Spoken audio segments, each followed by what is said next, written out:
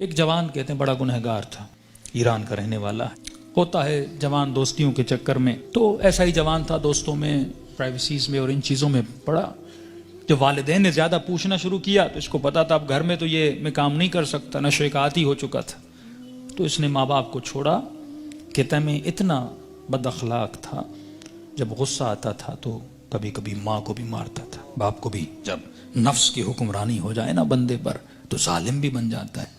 کہتا الگ میں نے فلیٹ لیا، ایک گاڑی تھی، میں اس سے مسافر اور پیسنجرز اٹھاتا تھا ایران میں، جو دن میں کمائی ہوتی تھی، رات کو نشہ، گناہ، فحاشی۔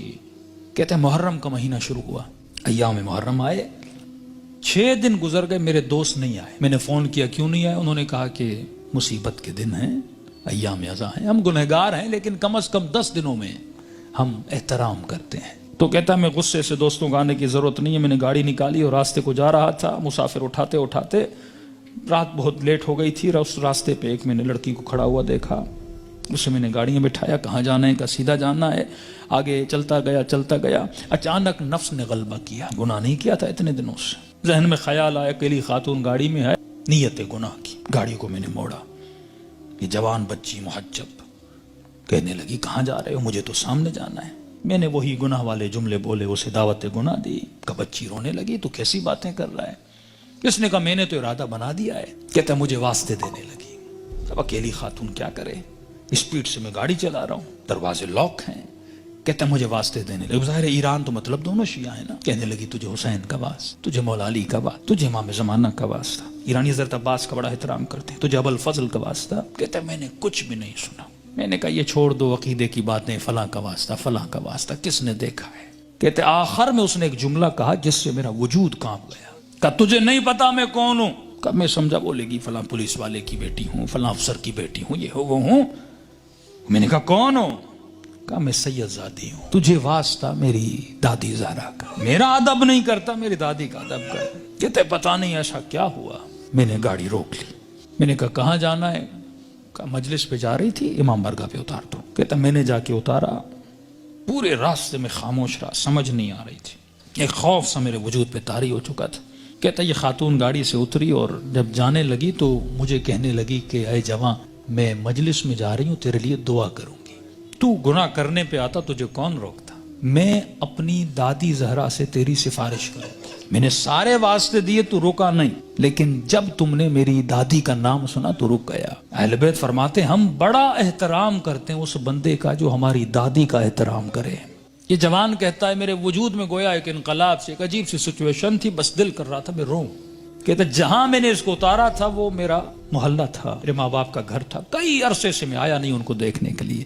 میں نے کہا اس بہانے سے جاؤں، ماں باپ سے مل کے آؤں۔ کہتا اب جیسے میں نے کچھائی کی تو اچانک ذہن میں خیال آیا، اب پاورفل ہوا، میرا روح پاورفل ہوا، نفس کمزور ہو گیا، میں نے نفس کو مارا، اس کے گلے کو گھونٹا اور میں نے اپنے روح کی آواز کو سنا تھا۔ اب اچانک میرا روح پاورفل ہوا، میں گھر کی طرف گیا، گھر کا دروازہ کھولا، اندر گیا، گھر میں کوئی نہیں تھا۔ کہتا میں نے ٹی وی کھولا، اتفاق سے ٹی وی پر ایک ایرانی ذاکر کربلا کے مسائب پڑھ رہا تھا۔ کہتا میں سن بھی رہا تھا، رو بھی رہا تھا، اور اچانک جب میں نے چینل بدلا تو جنت البقیع دکھایا جا رہا تھا، سیدہ کی ٹوٹی ہوئی قبر دکھائی جا رہی تھی، اور ذاکر بتا رہا تھا کہ نبی کی بیٹی اتنی مظلوم ہے کہ اس کی قبر کا کوئی نشان بھی نہیں ہے، ہمارے گھروں پر بھی چھتوں کا سایہ ہے لیکن نبی کی اولاد کی قبروں پر کوئی سایہ نہیں ہے۔ اس نے سارے مسائب پڑھنا شروع کیے، اتنے درد بھرے مسائب، کہتا میرا دل پھٹنے لگا جب میں نے سنا اتنی بہترامی نبی کی بیٹی کی۔ تو کہنے لگا سیدہ میں اتنا بڑا گنہگار ہوں لیکن میں نے آپ کی بیٹی کا احترام کیا، ایسے تھے جنہوں نے نبی کی بیٹی کا احترام نہیں کیا۔ کہتا اب جب رونے لگا تو مجھے اپنے گناہ، اپنی خطائیں، اپنی بدکاریاں سب یاد آنے لگی، جتنی میری اندر کی کثافتیں تھیں گویا کسی نے سامنے لا کر کھڑی کر دی تھی۔ اب میں رو بھی رہا تھا، اللہ سے معافیا بھی مانگ رہا تھا، اتنے میں میری ماں گھر آئی، جس ماں کو مارتا تھا۔ اتنے سالوں کے بعد جب ماں نے مجھے دیکھا، کہتا جیسے مجھے دیکھا تو دیکھ میں رو رہا تھا، کہتے جیسے مجھے دیکھا تو بڑے پیار سے میرے ماتھے کا بوسہ دیا اور کہنے لگی رضا تو وہ نہیں جو یہاں سے گیا تھا، مجھے بدلا بدلا لگ رہا ہے۔ تو میں نے رو کر کہا کہ اماں مجھے سیدہ نے بدل دیا۔ کہتے معافی مانگنے لگا، ہاتھوں کا بوسہ لیا، ماں کے قدموں پہ گرا کہ اماں مجھے معاف کرنا، میں بہت برا تھا۔ جب میں زیادہ رونے لگا تو ماں نے کہا بیٹا یہاں نہیں رو، امام بارگاہ میں مجلس ہو رہی ہے، معصوم کا فرمان ہے کوئی بھی دنیا کی مصیبت آئے نا ایسے نہ رویا کرو، بیوی چھوڑ کے جاتی ہے، بچے بدتمیزی کرتے ہیں، رزق میں پریشانیاں آتی ہیں، بندے کا دل کرتا ہے روم، کہتے ایسے اپنے آنسوؤں کو ضائع نہ کیا کرو، ذکر حسین کو یاد کیا کرو، مصیبت اہل بیت کو یاد کیا کرو، ان آنسوؤں کی قیمت بڑی ہے، ان کو ایسے ضائع نہ کیا کرو، غم حسین میں، مناجات خدا میں، توبہ میں بہایا کرو۔ تو ماں نے کہا حسین کی مجلس میں جاؤ، کہتا ہے اتنے سالوں کے بعد جب محلے میں گیا تو محلے داروں نے دیکھا ارے وہ جوان جو اتنا گمراہ تھا آج ذکر حسین میں رو رہا ہے، اس کی زندگی میں انقلاب بپا ہو گیا۔ کہا کہ جب سے گیا، اس کی ماں کہتی ہے یہ خادم بن گیا حسین کا، یہ عزاداروں کے برتن دھوتا، کبھی جوتیاں بناتا، کبھی وہاں پہ ان کے لیے چائے رکھتا، دن رات خدمت کر رہا ہے کہ پورے محلے نے گواہی دی کہ یہ اس سے سچا عزادار ہم نے دیکھا نہیں ہے۔ کہتے ہیں 1-2 مہینے گزرے، ایک قافلہ بنا کربلا جانے کے لیے، تو لہٰذا اس قافلے سالار جو تھا، مسجد کا ہیڈ بھی تھا، پریزیڈنٹ بھی تھا، اس نے اسے بلایا کہ رضا ادھر آ، ایک جوان کو ہمارے ساتھ چلنا تھا جو ہیلپر تھا لیکن وہ بیمار ہو گیا ہے، میں اتنے دنوں سے سوچ رہا تھا کسے لے کر جاؤں اس کی جگہ پر، اچانک ذہن میں خیال آیا تجھ جیسا نیک جوان ہے، اسے لے جاؤں حسین کی زیارت پہ۔ کہتا جیسے میں نے سنا میں رونے لگا، میں نے کہا مولا حسین کچھ دن نہیں ہوئے آپ کے قافلے میں آیا ہوں، اتنی جلدی آپ نے مجھے اپنی زیارت پہ بلا لیا۔ کہا مولا حسین کی زیارت کی، توبہ کی، واپس آیا، پھر ایک قافلہ حج کے لیے نکلا۔ کہ رضا قافلے والے اور محلے والے بول رہے ہیں جب تک یہ جوان چلے گا تو ہم چلیں گے، کیونکہ ہم نے اس سے اچھا خادم نہیں دیکھا، اس سے اچھا محبت کرنے والا نہیں دیکھا۔ کہ تب تو پاؤں سے زمین نکل گئی کہ سیدہ اپنے بیٹے کی زیارت بھی کروائی، اب اپنے جنت البقیع بھی مجھے بلا لیا۔ کہ اتنا بڑا شرف مجھے ملا، گویا زندگی بہار بن چکی تھی۔ جب سب کچھ کر کے واپس آیا، اس کے محلے کا ایک نیک متقی پرہیزگار تاجر تھا، بزنس مین تھا، وہ اس کے باپ سے ملا، کہنے لگا کہ میں اتنے دنوں سے دیکھ رہا ہوں ایک جوان میں اتنا انقلاب آ جائے، مجھے سمجھ نہیں آ رہا، مطلب یہ ارادے کا اتنا مضبوط ہے، یہ اور بن چکا ہے، میں چاہتا ہوں کہ اپنی بیٹی کا رشتہ اس سے کرواؤں۔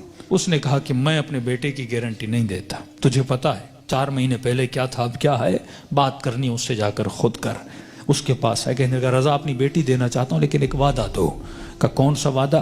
کہ وعدہ یہ دو کہ پھر حسین کو چھوڑو گے نہیں، یہ دروازہ چھوڑ کے جاؤ گے نہیں۔ کہنے قبلہ میں اپنی ہر نماز میں دعا کرتا ہوں اے خدا وہ دن میری زندگی کا آخری دن ہو جب میں حسین کے ہاتھ کو چھوڑ کے چلا جاؤں۔ کہتے کل رشتہ لے کر آ جانا۔ کہتے یہ جوان اپنے ماں باپ کے ساتھ رشتہ لے کر گیا۔ جب اس کے گھر میں داخل ہو، ایران میں رسم ہے جس بچی کا رشتہ لینے جاتے ہیں وہ چائے لے کر آتی ہے، وہ بچی چائے لے کر آئی، جیسے اس جوان نے کپ اٹھایا اس بچی کی نگاہ اس کے چہرے پر پڑی، کہتے ہیں ہاتھ سے وہ ٹریل گرا اور چیخ مار کے بے ہوش ہو گئی، کمرے میں لے گئے، بڑی دیر کے بعد ہوش میں آئی، اور جیسے ہوش میں آئی زار و قطع رونے لگی، اور اس کی زبان پر بس ایک ہی نام تھا، یا فاطمہ الزہرا، یا فاطمہ الزہرا۔ ماں پریشان، بیٹی رو کیوں رہی ہو؟ ایسا کیا دیکھا؟ یہ جوان پریشان، اس کے ماں باپ پریشان، ایسا کیا ہوا؟